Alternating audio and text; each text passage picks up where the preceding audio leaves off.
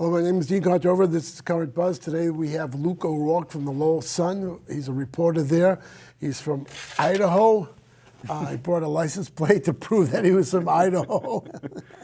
So I just want to let you know that this is what it looks like. Nice license plates. We have boring license plates here in Massachusetts. No, but I mean, you go out west and they have beautiful designs in their license plates. Sure. Maybe you should write an article about boring license plates. I'll try to fit it. Yeah, in Massachusetts.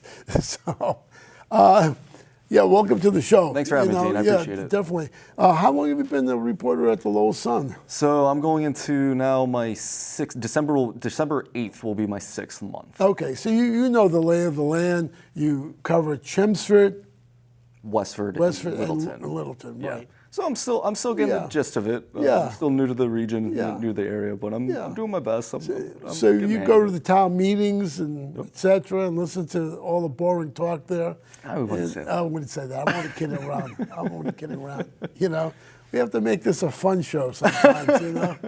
Yeah, I mean, primarily I'm a general assignment reporter for the Sun. So I'm covering everything from cops and courts, politics, any local features, businesses, just kind of a do-it-all reporter. So you want people to contact you, right? Sure. With stories. Yeah, absolutely. There's a lot of stories out there, but a lot of people don't understand the perception of what a story is. Right. It might be their uncle or their aunt or yeah, no, absolutely. I mean, to be completely transparent with you, Dean, I mean, I always try to pride myself on my feature reporting. I started out as a sports reporter all the way back in high school. Wow, good for you. We'll talk about that in a few minutes. Sure. I started in high school as a sports reporter, went through all the way through college, and then obviously at my previous job at the Post-Register in Idaho Falls, I really prided myself on feature reporting, get to know people. Get to know their background, why they're here, what their purpose is. It's kind of what. Let's start with the high school. Sure. All right. Where'd you go to high school? I went to high school at Westfield High School. It's a public school in Fairfax County, Virginia. Fairfax County, Fairfax County. I'm originally from Centerville, Virginia. Centerville, okay. So it's how far away is that from Fairfax County? It's in Fairfax County, okay. But it's about 45, 50 minutes, depending on traffic. That's right. To Washington D.C. Yeah, Washington D.C. And then so I grew up there. I worked at the Watchdog. It was a monthly newspaper, just kind of published by the school. Just kind of got on. Was just trying to find I guess my purpose in life, or just try to find something to keep me busy. I was kind of an latch on to, so to speak. Yeah, just as maybe as an angsty teen or whatnot. Yeah. But anywho, that's where I started. And I give a lot of credit to the journalist I am today, to my former advisor Anthony Whitten. He taught me a lot just about what are news drivers, what are things to interview people about. What are news drivers? News drivers are basically just key components to any basic article or news story. So news drivers could be anywhere from, it's kind of our news judgment as reporters. So an example of a news driver would be proximity. If there's something that's going on in the Merrimack Valley that's also happening nationally, I may try to, as a reporter, localize it. And so that's technically using a news driver. Yeah, I see. So basically, what you're looking for is something in Chelmsford or Littleton or Westford that drives the news. Yeah, absolutely. Perception. Yeah, if there's something that's in that area that people are interested about. Obviously, there's other types of news drivers that I don't really want to get in the weeds. Yeah. Neither do I. Of the academically, but when you get into the weeds, you have to start wearing boots. And so you went to college in Ohio? University. Ohio University, not the Ohio State. No. Tell me the difference between Ohio University and Ohio State, because that's what you hear on the news, their hockey team, the basketball team, and there's something else. Oh, their football team. Ohio State's known for football. Well, technically, Ohio University is the first founded college in Ohio. It was before Ohio State. Okay. So technically, the Ohio University Bobcats, the green and white, they were the first college in Ohio. But Ohio State's it's a lot bigger than Ohio University. Technically, there's more undergraduates and more students that attend Ohio State. And what's that, in Athens, Ohio? Ohio University is in Athens, Ohio, which is right on the cusp of West Virginia and Ohio. Okay. And then if you go You north, mean that little peninsula, what do they call it, the Panhandle of no, West that's Virginia? technically I mean, you do drive through. Like, Yeah. like for an example, when I was driving through Virginia Yeah. to Ohio University, I did drive through that small Well, Panhandle. Panhandle, yeah, It was Moundsville, I think, It's yeah. Wheeling is close. Wheeling, by. yeah, Wheeling, West Virginia. But it's about, so Athens, Ohio is about, I would say about 50 minutes to an hour west of Parkersburg, I see. West Virginia. And it's about an hour and a half south, if I remember A correctly. lot of partying in Parkersburg, West Virginia. I guess. I know. haven't spent a It's whole lot. in other words, it's in the middle of nowhere. Is that what you're saying, more or No, less? no, no. Is I it mean, a big city, or? Yeah, Parkersburg, Athens, I mean, they're okay. respectable Okay. communities that, All right. that have. About you as know, big as Lowell. I don't have the numbers on Okay, top of my all right, head, all right. but Athens is there was about 25,000 student undergrads. So you graduated, right? Yes, correct. I studied journalism Oh. at the Scripps College of Communication. Okay. So it's like a University of Missouri, which journalism is a big. Yeah, it's a big big thing. Yeah, it's a big Okay. component of it. So what happens after you graduate? So a week after I graduate, I come home to Virginia for a week, and then I fly out to Idaho Falls to work for the Post Register. That was my first. Oh, they had a job right away. Yeah, I was looking for jobs before I even graduated. I was see. just trying to kind of get my just trying to get going and kind of get my feet started. And Idaho Falls is in the eastern part of Iowa. Idaho. Idaho, yeah, I'm sorry. Correct. Yeah, it's okay. Iowa, Idaho. You There's know, a lot I'm from the of east. I'm from the east, you know, so. Well, there's So- also, and I've been jumping around a lot. People are like, now where was he Yeah. previously? So Idaho Falls is near Idaho Falls. It is, yes. I mean, Idaho Falls is right near Pocatello. Pocatello. So it's on the eastern side of, so if you look, Idaho is kind of an L. Yes. It's kind of That's a major capital. It's, of the- if I Idaho. remember correctly, it's about the third or fourth biggest city in Idaho. Idaho, yeah, okay. So with Boise being. No, that's a high desert. That's what they call a high desert in that area. Somewhat. I know It's Pocatello pretty is, yeah, it's arid. pretty Yeah, Pocatello is more mountainous. Obviously, there's like Highland High School, and there's a bunch of. I see. There's Idaho State is the college there. Right. But then if you go up about 45 to an hour north, there's Idaho Falls, which is right on the Snake River. Okay. It's sandwiched. It's built right on Famous Snake River. Yeah, correct. Gorge and so forth. Okay. Yeah, it's beautiful. So you were there 2 years. Correct. Yeah. What did you report about? What was basically the? So I originally started as a high school sports reporter. Okay. And it's just kind of a local. That's sports. important. Yeah, yeah, no, it was a really fascinating, just area to cover. I mean, people in Idaho really are proud of football, and I mean, it's kind of like anywhere in America. Yeah. It's a big sport. Boise State is a big. Yeah, it definitely is. It's a big program. Yeah. But so yeah, I originally started as a high school reporter. I actually covered the Idaho Falls Chuckers, who are on the chopping block for the minor league baseball. The MLB has currently announced that they're thinking about or proposing the idea of cutting some of their minor league programs, including the Lowell Spinners and the Idaho Falls Chuckers. Let's get to that. What's happening to the Lowell Spinners?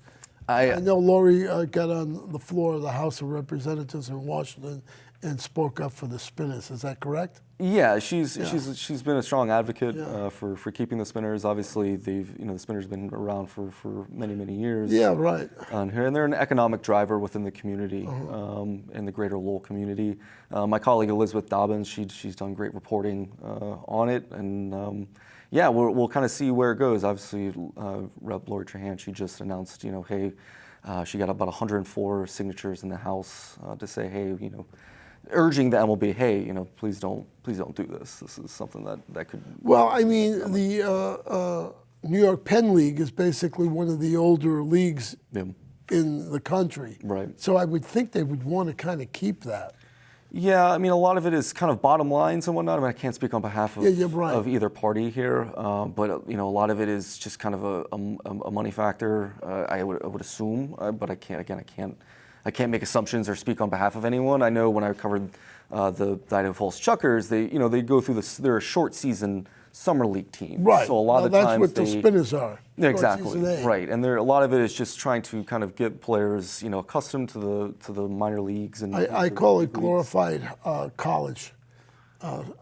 Some may argue that. I mean, there's a lot of good players that No, go through the program. no, I agree, but I mean, they're mostly out of college. I mean, they're the premier players in their college, Right. on their college teams, Right. the captains of the college team. A lot of players are Yeah. coming from college and trying to becoming acclimated to the minor league system. Do you think? System in general. You think you might be interested in working for the Spinners? Or? Oh, I can't say that for matter of factly. I don't know. I mean, you like sports, right? I do enjoy sports, but I also, I think I covered sports in Idaho, and then I became an education reporter at the Post-Register in Idaho. Oh, okay. And that's what kind of slowly but surely got me into the news section. When you talk about education, is there school boards that are out there, or who controls it? The superintendent controls there's everything. superintendent and school boards. Right. I mostly covered District 93 and District 91, which had their respective school boards. Now you've been to town meeting in Chelmsford, right? Yeah. Is there town meetings like that in Idaho, or is everything cut and dry?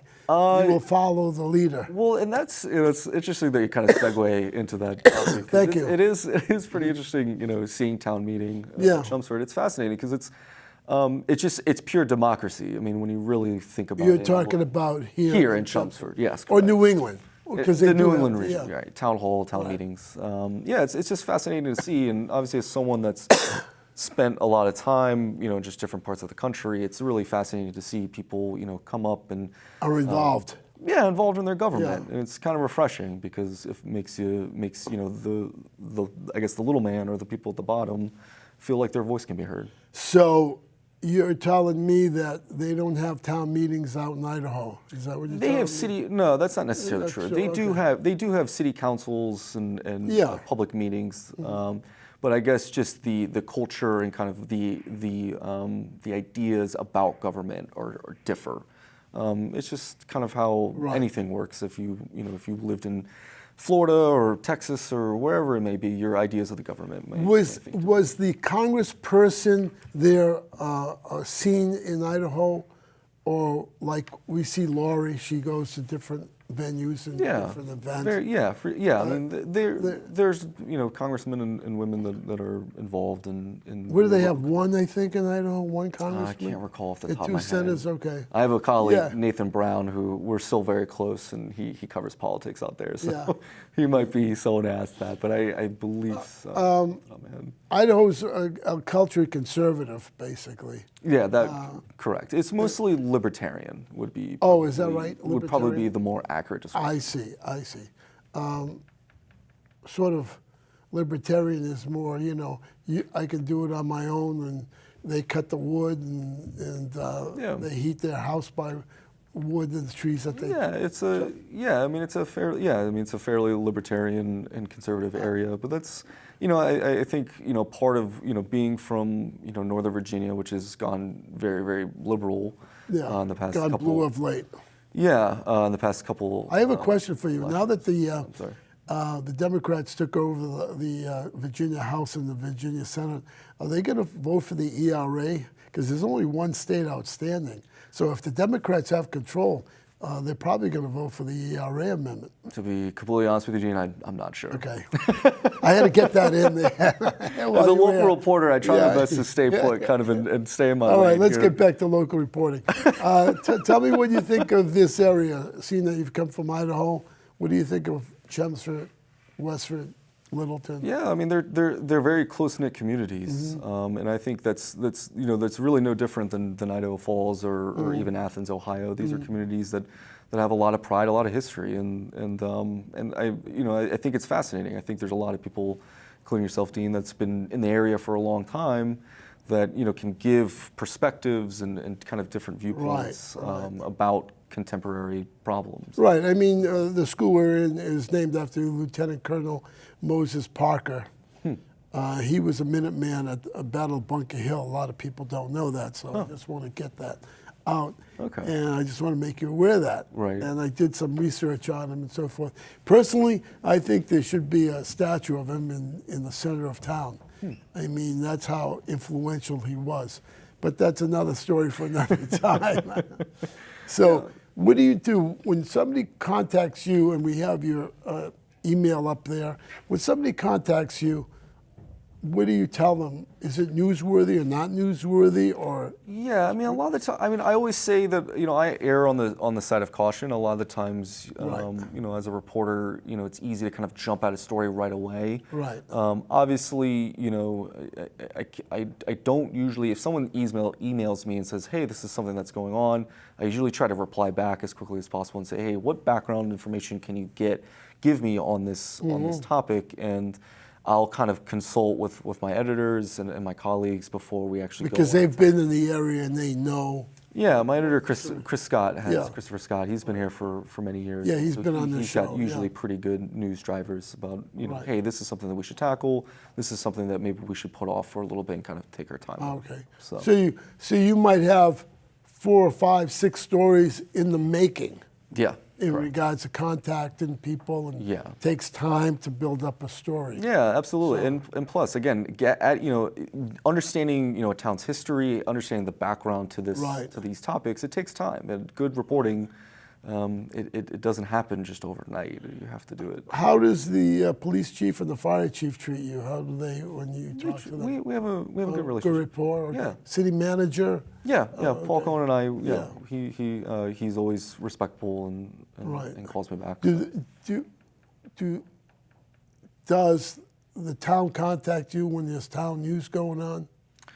Yeah, mostly. I mean, if the town doesn't contact me, there's usually someone around the area That gets that gets to me. whether they like it or not, they'll contact you. Yeah, but I mean that's the purpose of Yeah. that's the importance of journalism and the purpose of Right. journalism. It's supposed to be the fourth estate. We're supposed to That's hold people correct. accountable and kind of keep our ear to the ground and kind of Right. have an understanding of what's going on, Well, good and bad. I have Luke O Roark, and he's a reporter for the Lowell Sun. If you have any information that you might want to talk about, veterans or anything else, the cleaning of the Merrimack River, or the dumping of stuff in the Merrimack River, anything, he yeah. wants to know, that's for sure. So we have his email up on the screen, and just email him, take it down, and make sure you... Yeah, feel free to email me anytime. Anytime, right. So. Good, the bad, and the ugly. Yeah, regardless. I mean, that's again, that's our job. Right, It's our okay. job to understand that. So when you came to Chelmsford, what did you expect? I mean, did you have an idea, or? Yeah, I mean, I to be completely honest, I didn't have much of an idea of the area, but I think as a reporter, it's important not to have preconceived notions Right, good point. about an area or whatnot. Obviously, my colleague Alana Melanson, she covered the area Right. for many years. Yeah, that's correct. She's And a great she- reporter. Yeah, she's an excellent reporter, and so she's helped me a lot, just kind of giving me background. Obviously, there's a lot of Don't senior trust citizens. this one, trust that one. No, not necessarily that, but she gives me the demographics and kind of the understanding of Right. of what's important in the Sort area. of the lay of the land. Yeah, it's Yeah. kind of the key marks, town hall and just kind of current events that are going on that because a lot of the times when reporters transition, I'm picking up a lot of stories that she was previously reporting Right. on that she no Right. longer has to worry about, or I guess she trusts me to do, which is nice. Oh, good. So I always liked her. She was a very good She's reporter. an excellent reporter. Yeah, and she was always at town meetings. She was always at select board. I'm sorry, select currently board. changed it, Yeah, they yes. currently changed it. Meetings. Do you go to select board meetings? I try my best. I mean, a lot of the times, within my process and within my workday, I check, so many board meetings. Obviously, over 3 towns, there's a lot of board meetings, a lot of that's right. committee meetings in general. So a lot of the times, I'll, some parts of my day, I'll look at, the upcoming agendas and see, okay, the Board of Health is talking about X, Y, or Z. Maybe I should go talk about this, or maybe I should make a phone Talking call. about rats or something like that. Or chickens, or what it may. I know those pesky chickens. Yeah, They're having some. They're bringing some trouble. yeah. So what happens is you get the story, you build it up. You want witnesses, more or less, if that's true. Yeah, I mean, that- obviously there's a fact-checking component as always. A lot of the times, what I do with the stories, I try to find some sort of anecdotal or kind of lead-in. I try to humanize the story because I think at the end of the day, going back to my former advisor, Anthony Whitten. I mean, he always told me, people care about people. Right, they At the do. end of the day, that's what people want to read about or intake their news. I think a lot of people like feature stories. Yeah. Whether it's genealogy Yeah. in the past, especially with Chelmsford, Yeah. that type of thing. Yeah, They there's many senior citizens that have lived here for many years. Yeah, and no one really taps into them, really. They have a lot of knowledge Yeah. of what went on in town. Yeah, and full transparency, Dean. I mean, I can always be better at, getting out into the community, talking to more people, Right. talking to more diverse sources.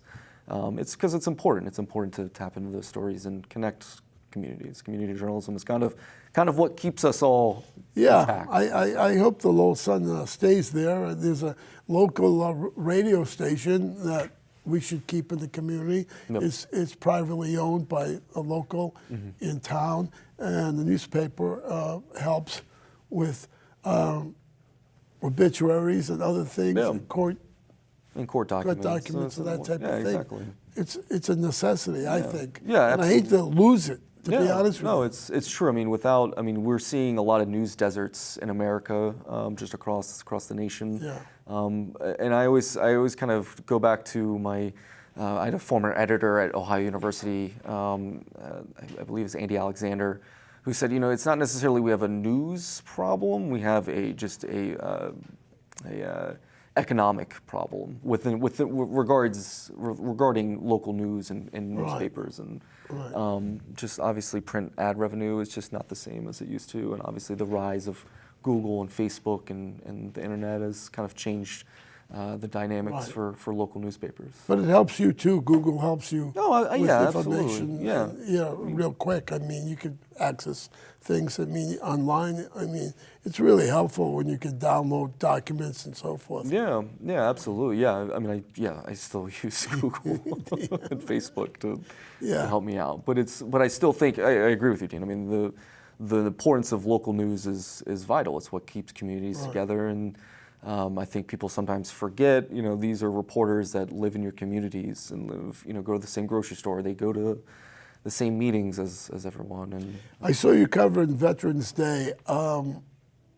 Was past Veterans Day, and there were a lot of people there. There was almost 400 or 500 people there. I couldn't get an exact head count. Yeah. It was probably over 100. I saw somebody from Lowell, and they said, "Do you usually get this many people here?" I said, "Usually it's 200 or 300 people that go to Veterans Day." I mean, and I know that Representative Kennedy was there. Yep, he was. And he spoke. Yep. And then I was told that he went down to Boston for Veterans Day, and there were more people in Chelmsford there than were in Boston for Veterans Day. From what I understand, according to his campaign, his staff, he was actually in Billerica. He actually went to Billerica, and then he had an event for Boston. Yeah. That's where he was. So that's. Well, that's good to hear. There are more people here in Chelmsford for Veterans Day. Yeah. There should be more people that come out. And what I like is Veterans Day is the Harrington School. The kids write up cards. And did you see that? You didn't mention that to me, and unfortunately I couldn't. That's all right. No, but report. they wrote up little cards for the veterans, and they gave them out to the veterans and everything. And I thought that was cute. That that here the students in Harrington School, which is a great school, that wrote cards to veterans. Yeah, no, it's very. I think that's great. It's very nice. Yeah. So anything you want to tell me that's going on in the news that I should know? Well, unfortunately, it's against, I guess, my own kind of ethical guidelines to actually announce what I'm working on and report. No, I'm only kidding because we have a half a minute to go, and I was trying to. Yeah, no, I totally understand, Yeah, but yeah. I unfortunately I can't. I have to kind of keep up. I'm glad that you're that way, though. I am glad that you are that way. It's Because- standard. It's standard. Yeah, Standard No. journalism practice. It was a jest that I was asking you that, so that's why I was kind of, thank you for coming on. Time has flown by. Talking about the news.